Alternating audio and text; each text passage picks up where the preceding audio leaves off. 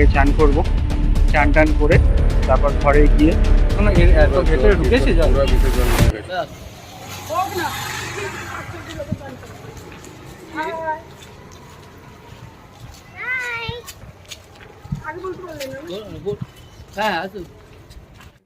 তো এখন হোটেলে চেক ইন করে একটু হালকা টিফিন করেই আমরা বেরিয়ে পড়েছি। এখন সমুদ্রে যাচ্ছি স্নান করতে।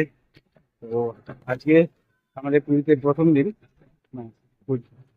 তো আজকে প্ল্যান আছে এখন আপাতত একটু চান করব, চান টান করে তারপর ঘরে গিয়ে লাঞ্চ সেরে তারপর বিকেলে বেরাবো জগন্নাথ দেবের দর্শন করতে। তো চলো সাথে থাকো, দেখতে থাকো আজকের ব্লগ।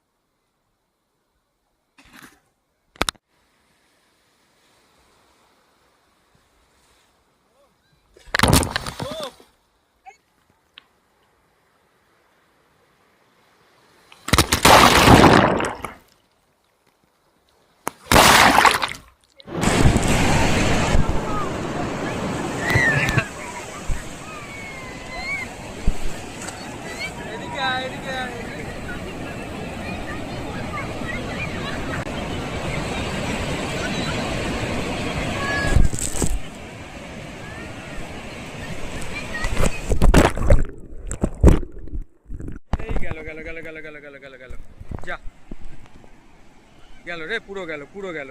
দেখো কি হলো, দেখো। হোটেলে ফিরে লাঞ্চ করে এখন রেডি হয়ে পুরো পাঞ্জাবি টাঞ্জাবি পরে বেরিয়ে পড়েছি। এখন জগন্নাথ দেবের দর্শন করতে যাবো। তো তার মধ্যে আবার একটা বাওয়াল হয়ে গেছে। আমার ফোন তারও শখ চড়েছিল সে তো সমুদ্রের জলে স্নান করবে, তো সেও লাগিয়ে দিয়েছে 3-4টে ডুব।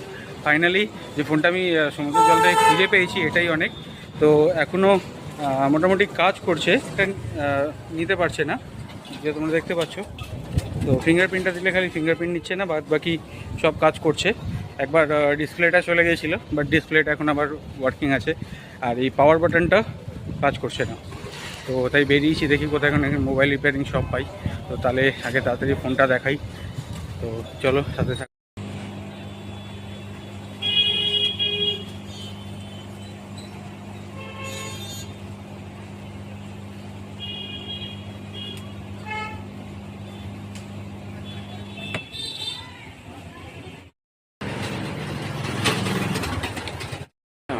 আমি আপনি বেশি বলিনি।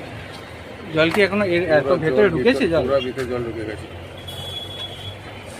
ওরা ও পাওয়ার বাটন কানেক্টরটাও প্রবলেম, পুরো জল চলে গেছে।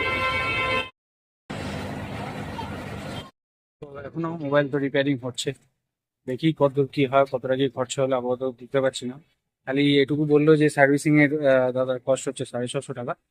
তো 750 টাকা দিয়ে সার্ভিসিং করাতে হবে, আর এক্সট্রা যদি কিছু খরচা হয় পার্টস চেঞ্জের সেটা আলাদা।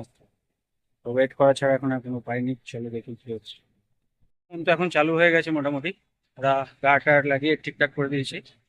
আলটিমেটলি যেটা হয়েছে আমার আপনার এটা বোর্ড, ওরা যা বললো যে বোর্ড নাকি শর্ট হয়ে গেছে, তার জন্য পাওয়ার বাটনটা এখনো কাজ করছে না। সুইচ চেঞ্জ করার পরেও পাওয়ার বাটনটা খালি কাজ করছে না, বাকি সব ঠিক আছে। চলো আপাতত যাই ঘরে গিয়ে ফোনটাকে একটু চার্জ দিই, কেননা চার্জ নেই, চার্জ নিচ্ছিল না। তো তারপরে ফোনটা চার্জ হয়ে গেলে একটু তারপর বেরাবো, জগন্নাথ দেবের দর্শন করবো। কেননা পুরীতে এসে গেছি, প্রায় হাফ দিন শেষ হয়ে গেছে, এখনো সেরকম জগন্নাথ দেবের দর্শন পেলাম না। তো চলো আগে যাই, জগন্নাথ দেবের দর্শন করি, তোমাদেরকে দর্শন করাই মন্দিরটা। জগন্নাথ দেবের দর্শন তো করাতে পারবো না, ভেতরে ফোন টোন অ্যালাউ নেই। তো তারপরে দেখি বাকি ঘোরার প্ল্যান করা যাবে।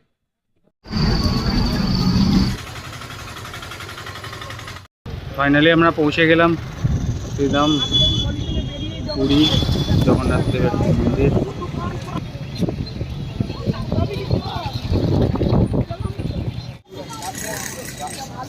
চলে গেছো?